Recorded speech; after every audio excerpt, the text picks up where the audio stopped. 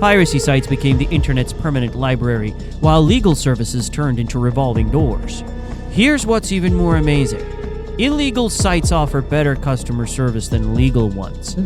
Let's say you want to watch a specific movie. On Netflix search, not found. Check other apps, still not available. Maybe try Amazon Prime for $4.99 rental. On a piracy site, search, click, watch.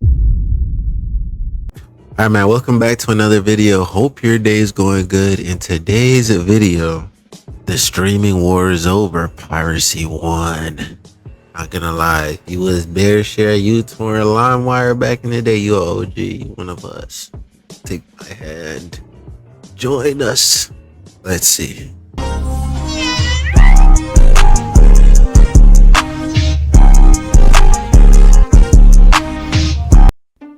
In 2020, piracy was declared dead. Streaming had won. Netflix was $8.99 a month. Everything was there. No torrents, no sketchy websites, no malware, just click and watch. But by 2024, something impossible happened. Piracy websites' visits exploded to 216 billion, higher than before Netflix even existed. The companies that killed piracy brought it back from the dead. And they did it by betraying every single principle that made them successful. Now, 76% of young people pirate content while still paying for subscriptions. Modern piracy sites offer better interfaces than Netflix, and the industry is staring down $113 billion in losses by 2027.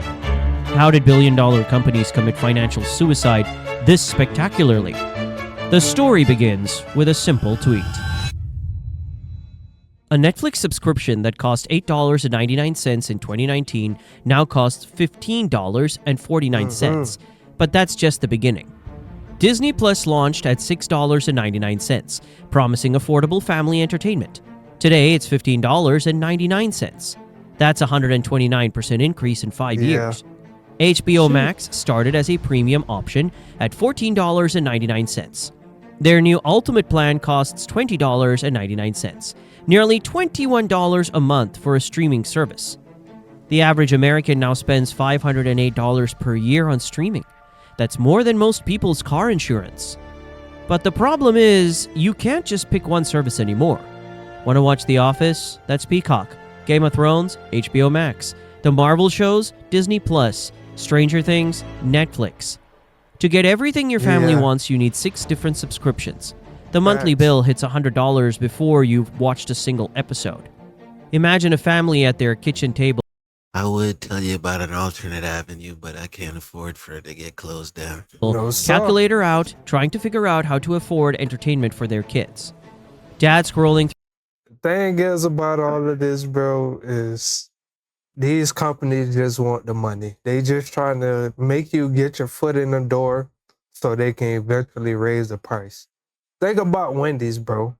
4 for $4. There's no 4 for $4 no more. Biggie bag now.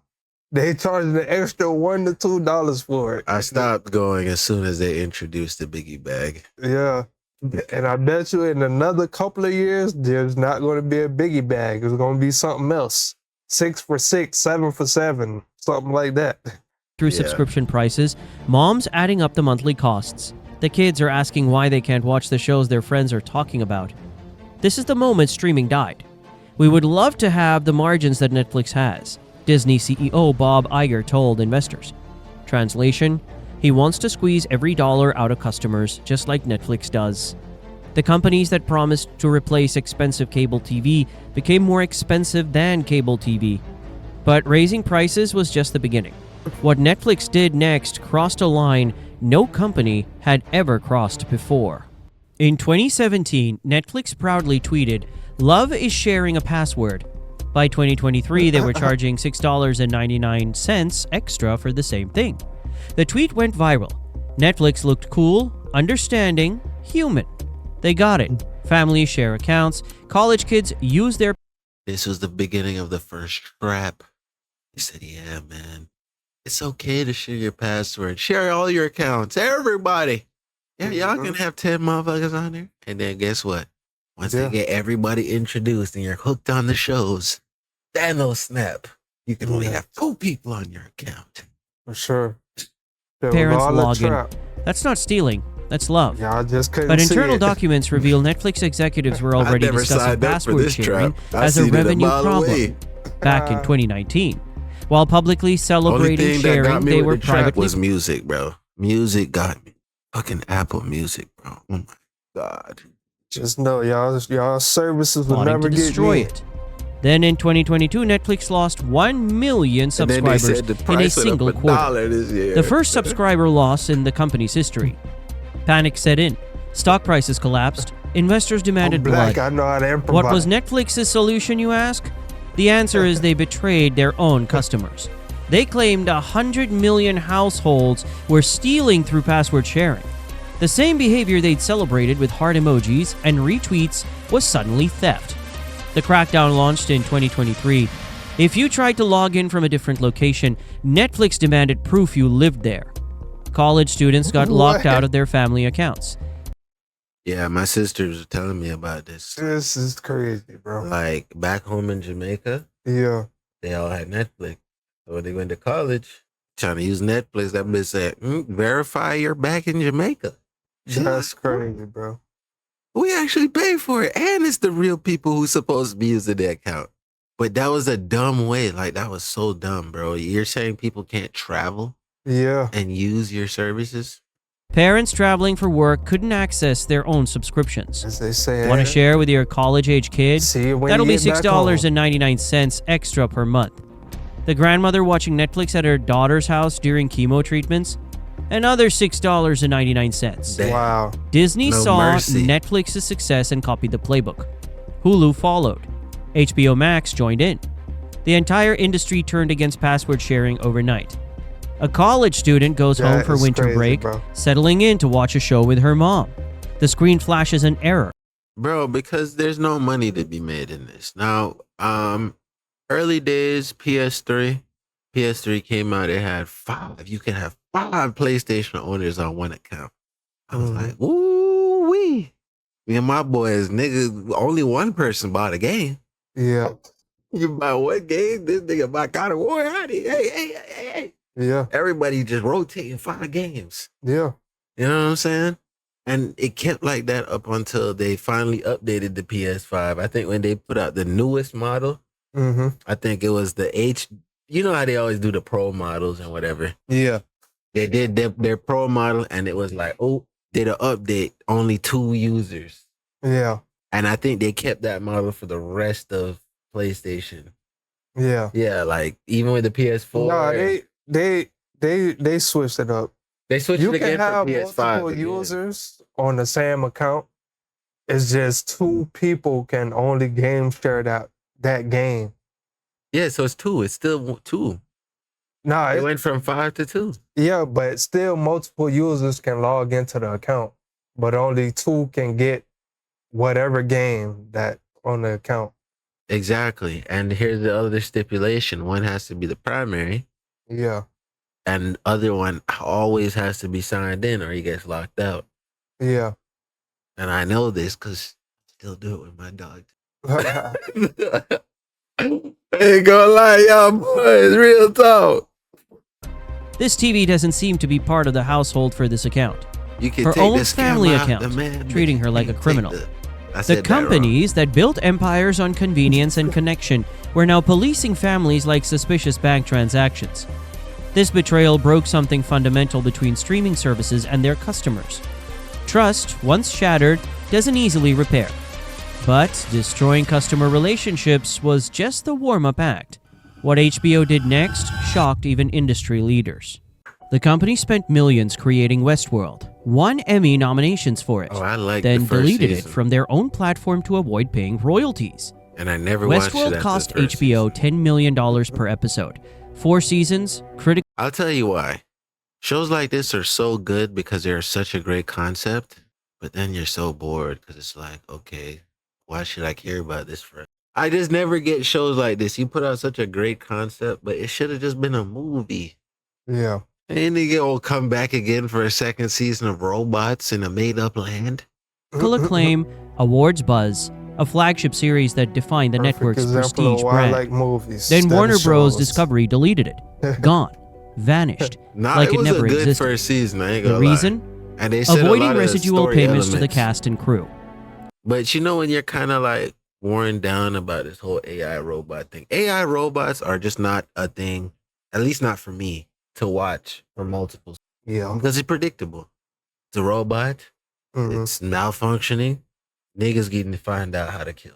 Yeah. Simple. We made robots, so it's not that intriguing to Right. you talk about an existential being descends upon the planet. Mhm. Now we talking Not about the IT shit. guy 033 says, just wanted to let you guys know how much I love both of y'all. Okay. You guys seriously mean a lot to me, and I'm so grateful I met both of you. Our friendship is so special and unique, and I really hope one day we'll get to meet in person. Oh God, Oh yeah, brother. for sure, bro. For sure, gang. We You gonna, know it's all love, my brother. yeah, I already know we gonna kick it. We already talked about what we gonna do, brother. Kick it. What to do? Where the hell is that? Daddy. What's a bad influence? What Maddie, bro? They be having Maddie hitting the joint, man. Well, get you some water, brother. HBO would rather erase their own masterpiece than pay the people who created it. But Westworld was just the beginning of the content apocalypse. In February 2025, HBO Max removed 80 shows in a single day. Subscribers woke up to find their watch lists gutted. Cartoon Network classics disappeared overnight too. Shows that defined childhoods deleted to cut costs. Parents trying to share nostalgic cartoons with their kids found empty pages where beloved series used to be. The strategy they deployed is called content impairment. Remove shows from your platform, claim them as business losses, and get tax write-offs. Destroy art to save money. Even Disney joined the content destruction party. Shows vanished from Disney Plus without explanation. Right now you can watch Toonami shows. Toonami Aftermath. Type it in quick. Back to the Series that families have been watching I can together watch y'all, all simply y'all disappeared classic cartoons mid-season. over there. We continue to discovered it at aggressively work manage one our day. cost base, Disney executives told investors. Translation, we'll delete anything that costs us a penny in residuals. A father and his 8-year-old son are halfway through a cartoon series. Tuesday night, family movie time, they pull up Disney Plus, and nothing. Just an empty slot where their shared experience used to be. The boy asks, "Dad, where did our show go?" Yeah. And the dad has no answer, because companies decided his son's entertainment was worth less than their quarterly profit margins. This is the madness of content destruction. Companies spending millions to create shows, then spending more money to erase them. While streaming services deleted their own content and charged families for sharing, something interesting was happening in the darker corners of the internet. Modern piracy sites offer Netflix-like interfaces, instant streaming, no ads, and never remove content. Everything streaming services used to promise. Gone are the days of sketchy torrent sites loaded with malware and pop-ups. Today's piracy platforms look like professionally designed streaming services. Sites like YTS and 1337X feature clean, minimalist designs, sleek search bars, movie posters in perfect grids, user ratings and reviews, mobile responsive layouts that work flawlessly on phones and tablets. Click on any movie and it starts streaming instantly. No technical knowledge required, just like Netflix, but with every movie ever made. The search actually works. Type in any show and find it immediately. Piracy sites don't have geographic restrictions. Every show from every country available everywhere. No, this content is not available in your region nonsense. No VPN required. The content never disappears. That childhood cartoon HBO deleted, still there. The cancelled series Netflix removed, available in full. Piracy sites became the internet's permanent library, while legal services turned into revolving doors. Here's what's even more amazing. Illegal sites offer better customer service than legal ones. Let's say you want to watch a specific movie. On Netflix search, not found. Check other apps, still not available. Maybe try Amazon Prime for $4.99 rental. On a piracy site, search, click, watch in HD for free, instantly. No subscription management, no password sharing. And the only downside to piracy sites is you might catch a virus. Other than that, you can find anything you want on them sites, bro. Restrictions Netflix is limited. No surprise price increases. No content vanishing mid-season. The pirates kept every promise streaming services broke. While streaming executives focused on quarterly profits and password crackdowns, pirates focused on user experience. Guess which approach customers preferred? The result was the largest migration in internet history. There were 216.3 billion visits to piracy sites in 2024. That's more than the populations of every country on Earth combined. To put that number in perspective, if every piracy site visit was a person, it would be 27 times the population of the planet Earth. The exodus from streaming to piracy happened much faster than anyone predicted, too. In 2020, piracy actually hit historic lows. Just 130 billion visits. Streaming had seemingly won the war. But by 2024, that number had exploded to 216 billion visits, a 66% increase in just 4 years. Gen Z led the charge. 76% admit to pirating content while still paying for legitimate subscriptions. They're not abandoning streaming services completely. They're using both systems, legal and illegal, to get what they want. Half of all young people canceled at least one streaming service in the past 6 months. They are rebelling. Sweden provides a glimpse of the global scale. 25% of the entire population pirates content. In a developed, wealthy European country, 1 in 4 people has given up on legal streaming. The piracy surge isn't limited to movies and TV either. Manga piracy alone grew 347% between 2019 and 2024.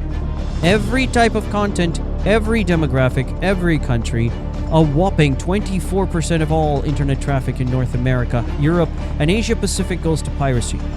That's more than some niche activity. That's a mainstream behavior. But here's what makes this migration different from the old Napster days. 80% of modern piracy is streaming-based, not downloads. People aren't hoarding content on hard drives. They're treating piracy sites like alternative Netflix platforms. Picture a world map lighting up in real time with piracy activity. Dots appearing every second. Millions per hour. A global visualization of customer dissatisfaction with an entire industry. The teenagers in Sweden, the college students in California, the families in Australia, all making the same decision independently. Streaming services failed us, so we'll find alternatives. Over 50% of Gen Z and millennials have already canceled at least one service in the last 6 months. That's a clear message, industry analysts noted. The message is simple. Betray your customers and they'll abandon you in the millions. Exactly. It's not looking good for Netflix and co. Streaming services are projected to lose $113 billion by 2027, making it the most expensive business mistake in entertainment history. That number is so large, it's almost impossible to comprehend. For context, $113 billion is more than the entire GDP of Morocco. It's enough money to fund NASA for 4 years. The United States alone loses between $29.2 billion and $71 billion annually to digital piracy. That's the economic output of entire states vanishing into the digital void. Disney's streaming division lost $387 million in just the fourth quarter of 2023, not for the year, for 3 months. Warner Bros. Discovery posted a staggering $10 billion loss in the second quarter of 2024. This is real money, real jobs, real consequences. The piracy resurgence costs 70,000 American jobs every year. Sound engineers, editors, writers, production assistants, entire careers erased because customers fled to illegal alternatives. Stock prices tell the story of investor panic. Disney shares dropped after subscriber losses. Warner Bros. Discovery became a cautionary tale of corporate mismanagement. Netflix's stock remains volatile as growth stagnates. Imagine the boardroom at Disney headquarters. Executives in expensive suits staring at quarterly reports showing their first subscriber decline ever. Charts and graphs painting a picture of corporate failure. Bob Iger realizing his price increase strategy has backfired catastrophically. The same scene is played out at Warner Bros. Discovery, HBO, Paramount, and every other streaming company. Executives who thought customers had nowhere else to go are discovering that customers always have somewhere else to go. While there is some optimism that emerging countermeasures and best practices may see piracy begin to plateau by 2027, there is no consensus among stakeholders as to when it may begin to decline, admitted Steve Hawley, a Parks Associates analyst. Translation: the industry has no idea how to fix this mess. The Titanic comparison writes itself. Streaming executives, convinced of their own unsinkability, steered directly into the iceberg of customer rebellion. The damage is already done. The question now is how many companies survive the sinking? This is what happens when billion-dollar industries forget the most basic rule of business. The customer is always right. Facts. So what's the conclusion?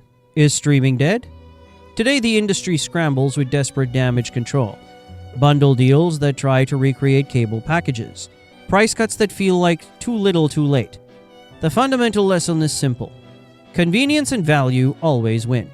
When legal options become inconvenient and overpriced, customers find alternatives, even illegal ones. When companies prioritize short-term profits over customer satisfaction, they don't just lose customers, they create their own competition. The streaming wars are over. The customers won. And their weapon of choice was the very piracy that streaming was supposed to eliminate forever. Only time will tell what happens to streaming. What happens to piracy? How about you? Which streaming services have you canceled? What do you think about piracy?